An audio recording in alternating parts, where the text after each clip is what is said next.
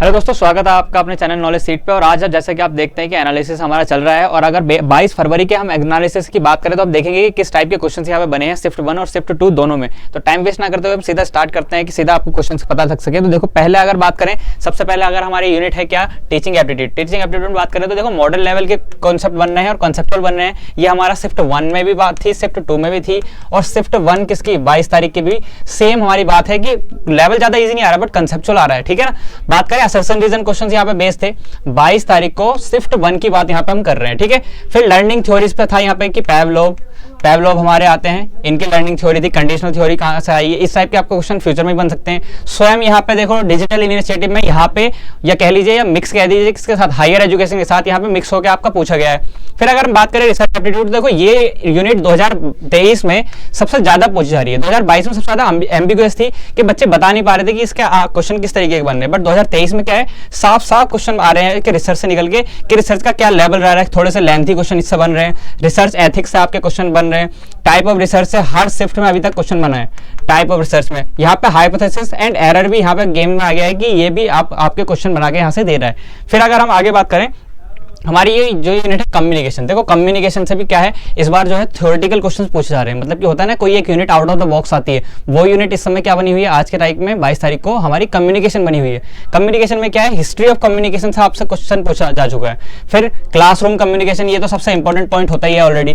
Classroom communication किस type का होता है कि क्या क्या एसेंशियल उसके एट्रीब्यूट्स होते हैं, क्या क्या उसमें रिक्वायर्ड होता है, सब आ जाता है। ठीक है। इफेक्टिव क्लासरूम कम्युनिकेशन भी आता है। फिर असर्शन रीजन बेस्ड यहाँ पे क्वेश्चन पूछे जा रहे हैं। टाइप ऑफ कम्युनिकेशन आपका बन रहा है। बैरियर ऑफ कम्युनिकेशन तीनों शिफ्ट में अभी तक पूछा गया है। ठीक है ना, 3 शिफ्ट में एग्जाम हुए। ये हमारे जो है 21 तारीख को आपके पूछे गए थे। 21 तारीख को ये दोनों टॉपिक्स कन्वर्जेंट, डाइवर्जेंस और कम्युनिकेशन अकोमोडेशन, इनसे आपके टॉपिक बने थे 21 फरवरी को। और बात करें 21 फेब की। ठीक है। वहीं पे अगर हम बात करें किसकी, आगे हम बात करते हैं कि आईसीटी में क्या पूछा है। देखो आईसीटी के भी इस बार क्या है, क्वेश्चंस सेम स्ट्रक्चर पे आ रहे हैं। जिस तरीके से हमेशा आते हैं, क्या आता है हमारा से, हमेशा फुल फॉर्म पूछे जाते हैं, फुल फॉर्म इस बार भी पूछे जा रहे हैं। ठीक है। मेमोरी से आपके क्वेश्चन बनते हैं, मेमोरी से हमेशा क्वेश्चन बनता है, मेमोरी से इस बार भी क्वेश्चन बन रहे हैं। ये सारे क्वेश्चन बनने हैं। अब देखो, जैसे यहाँ पे कहें लेवल हमारा इजी से मॉडरेट ही है, बट क्या है, कुछ क्वेश्चन हमारे चेंज हो रहे हैं। जैसे कि हमारा क्या है, how visual image are formed. देखो ये किससे बन गया है, ये आपका बन गया है input device, output device, sorry output device में आपका क्या होता है, मॉनिटर होता है। मॉनिटर में आपके क्या होते हैं, यही तो होती है कि इमेज फॉर्मेशन वगैरह आते हैं। तो यहाँ पे पूछा गया है कि इमेज फॉर्मेशन किस तरीके से होता है। तो ये प्रिंसिपल पूछा गया है मॉनिटर को, पॉइंटर को रख के। फिर अगर बात करें यहाँ पे एक्सेल, देखो एमएस ऑफिस आता है और यहाँ पे आपको फॉर्मूला दे रखा है। क्या दे रखा है, सम इफ ये फॉर्मूला इसको दे रखा है। कंडीशन दे रखी है आपकी, अगर B1 ये B3 इस तरीके का दे रखा है और कंडीशन दे रखी है ग्रेटर देन 3 और फिर कॉमा लगा के C1 C3, मतलब कि इस फॉर्मूले से क्या होगा, इससे पूछा गया था। तो इसमें कुछ आंसर दिया गया था, शायद टेबल था। तो इसमें से हमारा क्या निकलेगा कि कंडीशन पहले चेक होगी, फिर उसके बाद क्या हो, इसका सम किया जाएगा। इस तरीके से यहाँ पे एक्सेल में इसका यूज होता है। ठीक है। वॉर्म का क्वेश्चन 2021 तारीख को आपका बना हुआ है। फुल फॉर्म से हमेशा क्वेश्चन आ रहा है। सिम का क्वेश्चन 21 में आया हुआ है आपके। ठीक है ना। और अगर हम बात करें आगे, मेमोरी यूनिट तो आपकी सबसे ज्यादा इंपॉर्टेंट है। मेमोरी यूनिट में मैं स्पेशली वीडियो में बता चुका हूं एनालिसिस में। मेमोरी यूनिट आपके आने वाले टाइम में भी काफी सारी होने वाली है इंपॉर्टेंट, क्योंकि यहाँ पे क्या है, आपका हायरार्की जो बनती है कि कॉस्ट के अकॉर्डिंग किस तरीके से हम मेमोरी को अरेंज कर सकते हैं। ठीक है। या फिर स्पीड के अकॉर्डिंग, ठीक है, इसके अकॉर्डिंग कर सकते हैं। फिर यहाँ पे साइज भी इंपॉर्टेंट बन जाता है। ये सारे फैक्टर इंपॉर्टेंट रहने वाले हैं मेमोरी में। मेमोरी में आपको ये सब चीजें पूछी जा सकती है कि इन सबसे रिलेटेड कुछ भी क्वेश्चन पूछ सकता है। सीक्वेंस पूछ सकता है, एमबी, यहाँ पे क्या होता है कन्वर्जन, एमबी हो गया, केबी हो गया, टीबी हो गया, इन सबको पूछ सकता है, मेमोरी यूनिट को पूछ सकता है। ठीक है पूरा। फिर अगर बात करें ओपन सोर्स, यहाँ पे पूछा गया है ओपन सोर्स डिजिटल प्लेटफॉर्म पूछा गया है, गूगल अर्थ, दिशा, MySQL, इस तरीके के आपको ऑप्शन दे रखे थे। तो ये हमेशा पूछा जाता है। ये किसके साथ मर्ज किया जाता है, ये हायर एजुकेशन के साथ आपको मर्ज करके पूछा जाता है। कई बार इसको टीचिंग एप्टीट्यूड में भी रखा जाता है कि अगर टीचिंग से रिलेटेड हमारा हो जाता है तो वो टीचिंग एप्टीट्यूड में चले जाता है। ठीक है। तो इस तरीके का हमारा यहाँ तक अभी तक पेपर बन रहा है। आगे हम बात करें DI की, तो देखो DI सिंपल लेवल की बन रही है अभी तक।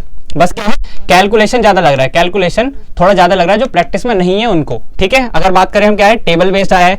एक आया था हमारा car sales model percentage of cities ratio based, एक हमारा टेबल फॉर्मेट में DI दे रखा था 22 को। ठीक है ना। फिर वहीं पे अगर हम मैथ्स रीजनिंग की बात करें, तो देखो मैथ्स रीजनिंग में हमारे क्या है, same pattern, same topic repeat हो रहे हैं। जैसे कि अगर बात करें इजी टू मॉडल लेवल, देखो नंबर सीरीज यहाँ पे आई थी। नंबर सीरीज क्या थी, AP सीरीज दे रखी थी। 3, 5, 7, 9। कल हमने देखा कि सब्ट्रैक्शन की थी, आज हमारी किसकी आई है? आज हमारी आई है सर एडिशन की। हम ये भी कर चुके हैं, एडिशन वाला टाइप भी हम करे थे, कल ही हमने वीडियो बनाई थी इसकी। क्या इसमें क्या है? +2 का चल रहा है ना, +2 +2 +2, यहाँ पे +2 करके हमारा जो भी है आंसर आ जाएगा। ठीक है, इस तरीके से हमारी सीरीज चल रही है एडिशन वाली। फिर अगर बात करें सिंपल इंटरेस्ट से, देखो क्वेश्चन बन गया। सिंपल इंटरेस्ट में हमने पढ़ा था कि कितने नंबर ऑफ टाइम्स हो जाता है। हमने बनाया था ना कि यहाँ पे हमारा टाइम्स दे रखा था और यहाँ पे हमारे ईयर्स दे रखे थे, इस तरीके का फॉर्मेट था हमारा कुछ। ठीक है ना, यहाँ पे हम फॉर्मूला लगा के आराम से वैल्यू निकाल दे रहे थे। तो यहाँ पे क्या है, सेम इसको फॉलो करना है। देखो time and work, time and work तो मैंने इतना पढ़ा है कि इस सबसे अच्छा तरीके से टाइम एंड वर्क पढ़ा है। टाइम एंड वर्क में हमारा फॉर्मेट बन जाता है 3 चीज़ का। यहाँ पे हम एलसीएम ले लेते हैं, यहाँ पे क्या होता है, यहाँ पे हमारी एफिशिएंसी आ जाती है और यहाँ पे क्या होता है, डेज आ जाते हैं। फिर इसको निकाल के फॉर्मेट को सॉल्व करके हम आंसर निकाल देते हैं। ठीक है ना, ये हमने पढ़ रखा है। ठीक है, बाकी अगर बात करें लॉजिकल रीजनिंग, लॉजिकल रीजनिंग अभी बच्चे इसके क्वेश्चन जो है वो डिफिकल्ट ही बता रहे हैं। क्यों? क्योंकि इसके क्वेश्चन कई बार को समझ में नहीं आते। पर देखो यहाँ पे आपको सीधा सीधा पता है, वेन डायग्राम और सिलोगिज्म से क्वेश्चन बनेंगे। सिलोगिज्म से क्वेश्चन बनते हैं, वेन डायग्राम से क्वेश्चन बनते हैं। हमने देखा 21 तारीख को भी बने थे वेन डायग्राम से। यहाँ पे क्या है, सिलोगिज्म से डायरेक्ट क्वेश्चन बने। ठीक है, वहीं पे अगर हम बात करें क्या है, फैलेसी से पूछा जा रहा है, स्लिपरी स्लोप, ये कहाँ पे था, ये 21 फरवरी की बात है। 21 फरवरी को आपका एग्जाम में ये पे आया था। फिर वहीं पे बात करें यहाँ पे क्या क्वेश्चन पूछा गया है, बाकी आगे इंडियन लॉजिक। इंडियन लॉजिक सबसे इंपॉर्टेंट यूनिट, यूनिट का पार्ट का ये, यूनिट का पार्ट। और इसमें से क्या है, हमेशा क्वेश्चन बनते हैं। 2019 के बाद से इसमें काफी सारे क्वेश्चन बन रहे हैं। ठीक है ना, 2019 से काफी क्वेश्चन बन रहे हैं। आप देखो यहाँ पे क्या है, स्कूल्स के बारे में बात करिए और अनुमाना के बारे में बात करिए। वहीं पे न्याय, वैसिका और शब्दा के बारे में बात करिए कि एक स्टेटमेंट दे रखा था कि कहीं से किसी को जाने का अगर रास्ता पूछते हैं तो रास्ता पूछने वाले को मतलब कि किस एग्जाम्पल, किसका एग्जाम्पल है, शब्दा का एग्जाम्पल है क्या, किस चीज का एग्जाम्पल, इस तरीके का क्वेश्चन पूछा था। स्क्वायर ऑफ अपोजिशन आपका इंपॉर्टेंट हमेशा रहता है कि हमेशा इससे कभी भी क्वेश्चन बन सकता है। फिर एक क्वेश्चन आया था, Sanskrit was started protecting in year. इसमें कुछ ईयर के बारे में पूछ रखा था कि संस्कृत कब से स्टार्ट हुई प्रोटेक्ट करना, इस टाइप से आपको पूछा गया। ठीक है, वहीं पे अगर आरसी की बात करें तो आरसी क्या है, आरसी हमारा इजी लेवल का रहा है। देखो मैथ्स और मतलब डीआई और आरसी का इस तरीके का कॉम्बिनेशन में आ जाता है ना। अगर डीआई थोड़ा सा कैलकुलेटिव होती है, लेंथी होती है, तो आरसी थोड़ा सा कॉम्प्लिकेटली मतलब कम कॉम्प्लेक्स होता है। तो क्या होता है, सिंपल सिंपल क्वेश्चन होते हैं। यहाँ पे क्या है, देखो क्वेश्चन इनडायरेक्ट पूछे थे बट हमारा जो पैसेज था वो शॉर्ट था।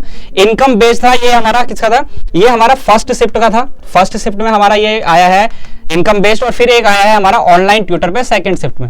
ठीक है ना, ये हमारा सेकंड शिफ्ट में आया ऑनलाइन ट्यूटर का। वहीं पे अगर आप बात करें हायर एजुकेशन, बहुत ही ज्यादा इंपॉर्टेंट है हमारे हायर एजुकेशन प्रोस्पेक्टिव से। हम हायर एजुकेशन में काम करने वाले, हायर एजुकेशन में जाने वाले, तो हमें पता होना चाहिए, इसलिए इस क्वेश्चन काफी सारे पूछाते हैं। देखो एनईपी 2020 सबसे ज्यादा इंपॉर्टेंट, एनईपी 2020, इसके साथ साथ आपको 68 और 86 भी पढ़ के जानी है। इनका तो कोई पॉइंट छोड़ना ही नहीं है, सबसे इंपॉर्टेंट यही होने वाले हैं। फिर इसके बाद मूक का बन गया यहाँ पे। ठीक है ना, मैसिव ऑनलाइन ओपन कोर्स, यहाँ पे सीधा इससे पूछा गया है हायर एजुकेशन में इनिशिएटिव्स पे।